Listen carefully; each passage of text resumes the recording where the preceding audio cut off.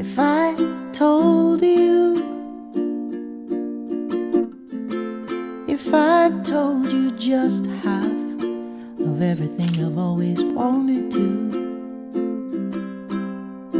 Welcome back to another Tea Time with Cam, where I drink tea and talk about some really heavy stuff, seems to be the theme so far. Today we have my favorite tea, yerba mate. There's some loose leaves in here. I just spilled it. And this cool little straw has a filter at the bottom. So I pour in the hot water, let it sit for a bit, let the water absorb the, I don't know, whatever. Let it become tea. It's gotta soak up. And then I sip it, and it's, a small little cup, so I take a few sips and then pour it again, and it's just continuously pouring hot water and filtering out the actual drink through the straw.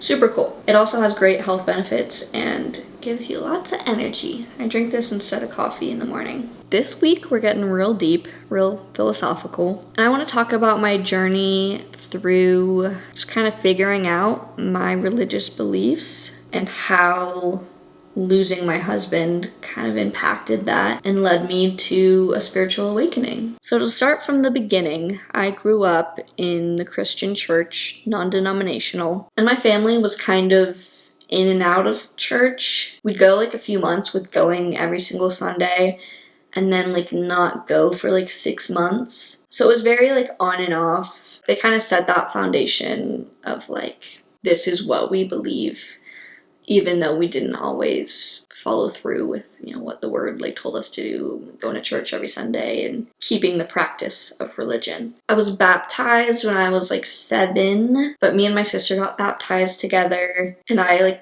made that choice for myself, even though I couldn't really understand the weight of it at 7 years old. I was told that that's how it all works, that's how the universe works, that's how we got here, and I didn't question it. Just having a lot of faith in things simply because I was a child, and it's just a lot easier to believe in stuff that adults tell you have no reason to question it. When I was in middle school, my parents kind of got back into the church again, as they kind of did every so often, and they made it a point to take my sister and I to a Wednesday teen youth group type of thing at our church. And at that point, my sister was very anti-religious, and I kind of looked up to her and followed her lead with a lot of things in life. And so with her kind of questioning this whole religion thing, I kind of started to question it for myself too. And once I really sat with myself and I'm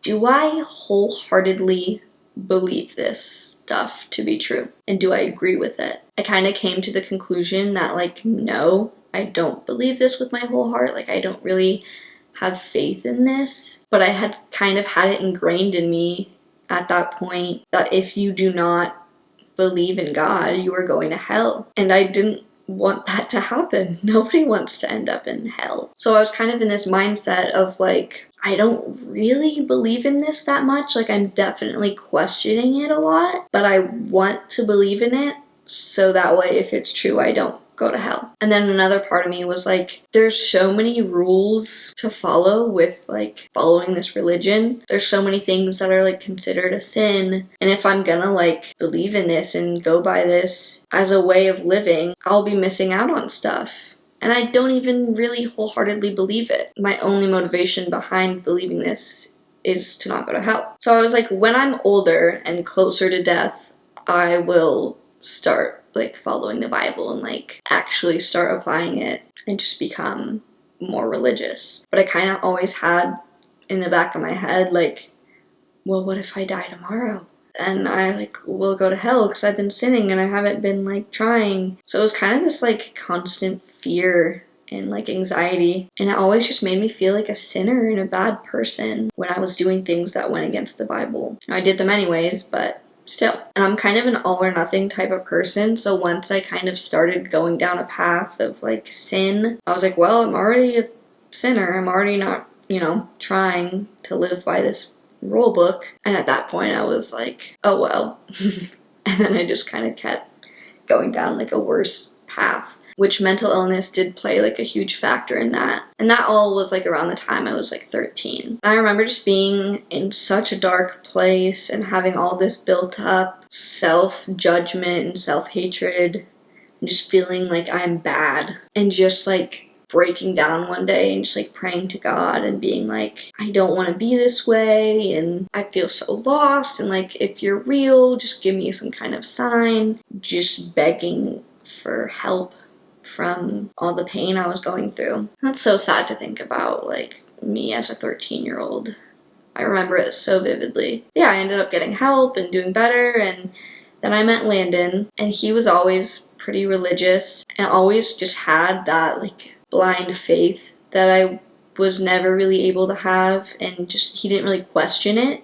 He just believed it, and he also grew up Christian. And so being with him kind of inspired me to take it more seriously. And so we'd go to church together and we'd study the Bible together here and there. But as we kind of started to grow up together and kind of be hand in hand going into this path of sin again, and having premarital sex and doing drugs, we just kind of stopped having those like religious talks. But he always still like believed, and I always was just kind of skeptical but wanted to believe. And then I got pregnant, and during my pregnancy I kind of decided that, you know, I wanted to raise my daughter to be a Christian, and I had kind of figured, you know, like I did when I was 13, like it's time for me to turn away from sin and like start being more religious, because you never know what could happen. And I was like, yeah, it's time for me to grow up. And to me, like deciding to follow religion again was me trying to grow up. And so I went to another youth group type of thing with my pregnant little belly as a teenager. I was definitely the only pregnant one there for sure, surrounded by all these other teenagers that were like worried about like school and boys, and I was like, how am I going to provide a life for my child? And no one really made me feel like not accepted there. Like there wasn't one specific thing or person that like made me feel like, oh, I don't belong here, I'm not welcomed here. I really feel like it was just kind of in my own head, where I was like, I'm like this pregnant teenager. I'm just like a walking sin, you know? It's like my sin is written right on my forehead, like premarital sex, which, you know, we're all sinners and that's what they teach. But yeah, I definitely just felt really out of place and eventually just kind of stopped going. But still like praying to God, praying over my baby, and then she was born, and then that was definitely like a very spiritual moment in and of itself, just like meeting my daughter for the first time, just filled with this overwhelming feeling of just pure love. And to think like, whoa, God loves me as much as I love this little baby, like that's insane, because I love her so much, and that's how much he loves me, and like unconditionally, the same way I love her. And so over the course of mine and Landon's relationship, over the next 2 years, we went to church here and there, kind of like my parents did. Never really found the right church for us, the right community. Looking around at all these people who just like, you can feel it that they really believe in this. And I'm like, I am a poser. I don't believe this with my whole heart. I want to believe it, and I like almost fooled myself into believing that I believed it. But I knew deep down that I had one motivation for being there, and that is an eternity in heaven. And it felt wrong for that to be my motive, and it felt like I was like in a relationship with God where I was just taking and not giving anything back. And then so I just kind of had this guilt when trying to like talk to him. And then there was a few occasions where they were talking about certain things at church that I just didn't agree with. As I started to form my own like real opinions about the world, I started to realize like I don't really agree with everything they're preaching. Some of it was kind of homophobic, and some of it was kind of misogynistic. But at the time, I was trying to play this role of like a perfect cookie cutter parent, perfect cookie cutter family. And from what I had been taught, that's the type of family that goes to church and that kind of abides by that dynamic of the way the household should be set up when it comes to man and woman, husband and wife. So I just kind of kept it to myself that like, no, I don't really agree with this stuff, because it lined up with what I was trying to achieve, which again was just this like perfect cookie cutter family image, which in my last tea time, I talked about trying to pursue that image and how I kind of got to that point in the first place. And I just continue to always have this like doubt in the back of my mind, but still he had all this faith that I was kind of envious of. Like, I wish I could just believe it as much as you do, and just feeling like an imposter. And then Landon passed away. And I feel like in an instant, any doubt that I had about God was just confirmed. Because when you're confronted with death like that, like I never had been before, it kind of forces you to really decide, like, what do you believe? Where do you think you go after you die? And when it comes to Christianity, there's people that will say, if you take your own life, like, you are going to hell. Someone who decides to interfere with God's plan and takes their own life for themselves doesn't have any chance of getting into heaven. And immediately after he died, like, there was people that told me that. And so I'm like, I don't want to believe that he's in hell. I don't want to believe that there's a God that would let him get to that point in the first place. It wasn't even like a thought process. It was just this immediate feeling. And in that moment, I was just like finally admitting to myself that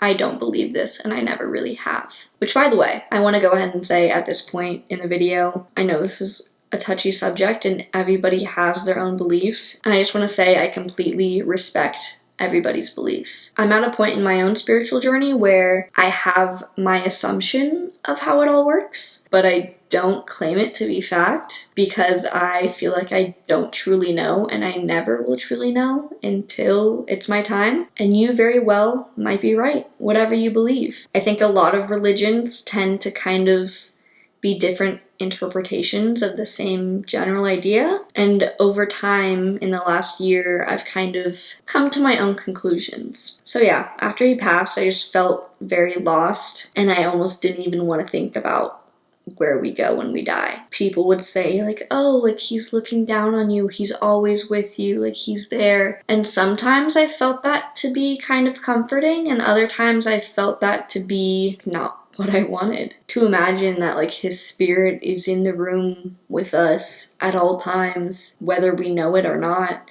just kind of feels like an invasion of privacy, and was just a really weird concept to me.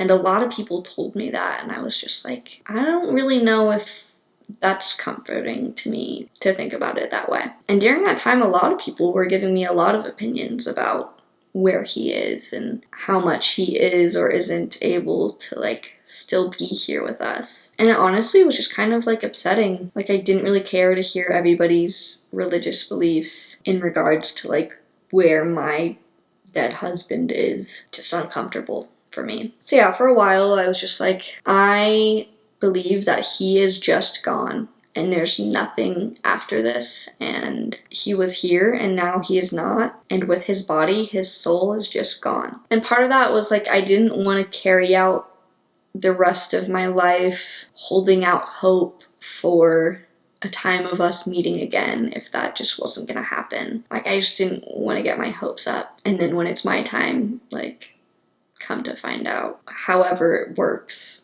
it doesn't work that way. And then I started to just really notice things, just certain patterns and coincidences. And it got to the point where I was really freaking out and really starting to question my reality. I was like, I'm in a simulation. This isn't even real. Like, Landon's death set me into a new reality, and this isn't my reality because all of these weird coincidences keep happening and things are lining up in really weird ways. And it was just a bunch of little things, and it made me feel like so crazy. And even talking about it now and kind of where this led me, like I said, I still don't truly believe in anything. I just have my ideas about it. But yeah, I really started to look into like the idea of all of these realities, infinite realities existing at once, and the fact that like we only have our own personal perception of the universe, and how that's so different for every person, and just trying to figure out like what do I believe? And all these explanations about how the universe might work that I hadn't even considered before, and just all these new philosophical ideas just started to seem more believable than what I was led to believe before. And I started to get into like meditation, and that's really when my spiritual awakening really happened, because there has been occasions in church growing up where I would feel what people described to be the presence of God, and then just this overwhelming feeling from inside of me of just pure love, similar to when I met my daughter, and it just completely fills you up and overcomes you. And so when I was meditating, I was able to like tap into that myself, and I kind of realized like that's within me all the time, and that energy is within every living thing all the time. And then just doing more self-discovery and hearing more insights from different people and their opinions on things, I finally come to what I now believe, which is that energy cannot be created nor destroyed. Our souls, our energy does go somewhere after we die, but I believe it goes into what I call source consciousness. Everybody has their own physical being, their own thoughts to observe, their own senses, but that's all it is just a consciousness observing through this vessel. We're not our thoughts, we're not our mind, we're not the voice in our head, we're not our bodies even, we are just the awareness of all of that, the observer. And I think that consciousness, that awareness is all just one. Obviously, we're in our limited perspective of being in this vessel and only being able to see through this lifetime and whatever perspective this life has offered us so far. But the thing that is us, truly, the thing that is me, the observer, is all one. It's just put into different vessels. And I think when we die, that consciousness just kind of goes back to what I call the source energy. And source energy is all-knowing, aware of every single perspective all at once, and is essentially God. And so we are all essentially God. That consciousness is God. And to kind of be sucked back into source consciousness, all of the limiting human perspectives, all the negative human perspectives, self-judgment, hate, judgment of others, once you can see all of these perspectives and you're all-knowing, there's no more of that human hate and judgment, because that all just comes from having a limited perspective from oneself. And so to live my life with that in mind has helped me give people a lot more grace and understand that they just have their perspective. And maybe what life has offered them so far and the perspective that it's given them hasn't been a great one. So they're seeing life through this lens of hatred and judgment. We're all so human and we all make so many mistakes. And we're here to just experience this and learn and to just be happy and love. And looking back on like being taught the idea of hell and that it's just this eternal suffering because you decided not to follow God while you were on earth. After coming to my own conclusions about how it works, it's just like, that's so sad that I had such a big fear of hell for so long. And as such a small child too, I would have panic attacks as a kid, like terrified of going to hell. I had severe anxiety and I always thought something bad was going to happen to me. And so anytime I was anxious about death, I would pray to God for hours and repent for every single one of my sins and beg him that I wouldn't go to hell. So yeah, looking back on that, it's just like a lot more freeing to have come to a different conclusion, at least, for myself at the moment. And like I said, I don't wholeheartedly believe all of this. I think part of that mindset is just also like, I truly don't know anything, because I have come to find that I do have such a limited perspective. As humans, we just really don't know anything. A lot of what we think we know has just been human conditioning, has been taught to us. The only thing I believe to be completely true is what is right in front of me in that very moment. That's the only real truth. Everything else is up for debate. People's opinions about me, my opinions about people, really any opinion, all of that happens in this virtual reality of our brains. We make it up. So to accept that I don't know anything to be completely true and just question all of it and only trust and cherish the present moment has really helped me to live in like such a fulfilling way now, because I'm not sitting here worrying about whatever virtual reality someone has going on in their mind or whatever anxious thought path I have going on in my mind. It's just simply not real. It is made up in my head. And this mindset has also helped me come to peace with Landon's death. You know, like I said, I really went back and forth about where is he now? And so to believe that he's kind of back in this source consciousness and his soul is now all-knowing and fully aware of all perspectives, I feel like he is looking down and he is aware of all of this. He's watching his daughters grow up, he's watching me grow, but with absolutely no judgment. The Landon that he was on Earth that had these limiting human beliefs now has let go of all of that and is just pure love. That got very deep. I don't say all this to preach at you guys or try and convince you of my ideology. I just find it interesting to hear other people's spiritual beliefs, and I figured some of you might be interested in hearing mine. With that being said, I don't really take anything that seriously. I believe whatever we decide to give power to will have that power because it's all in our heads anyways. So when it comes to like crystals and tarot cards, I believe it to an extent, but I think it's only as real as you allow it to be. But I have definitely noticed the universe or God or higher power, whatever you want to call it, definitely has been guiding me through life. And the more I tap into that and meditate on that and just kind of listen and notice the patterns.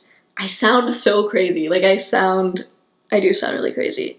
But it's true. Like, if you just pay more attention, oh my God, I really sound insane. But if you just pay more attention to things and coincidences and number sequences, you might start to notice the universe guiding you in a way that you hadn't noticed before. But looking back, I've definitely had something guiding me all along, and just the timing of things. I got 222 tattooed on, that was such a tongue twister, on the back of my neck, and 222 means trust the divine timing of the universe, which has just been so prevalent in my life so far. The timing of things and when the universe decides to bring certain people or certain things into my life exactly when I need them and teach me exactly the lessons I need to learn at that moment, it can't all just be a coincidence, you know? But yeah, at the end of the day, don't take life too seriously. Give power to the things you want to give power to. I also believe in the power of manifestation and just manifesting things into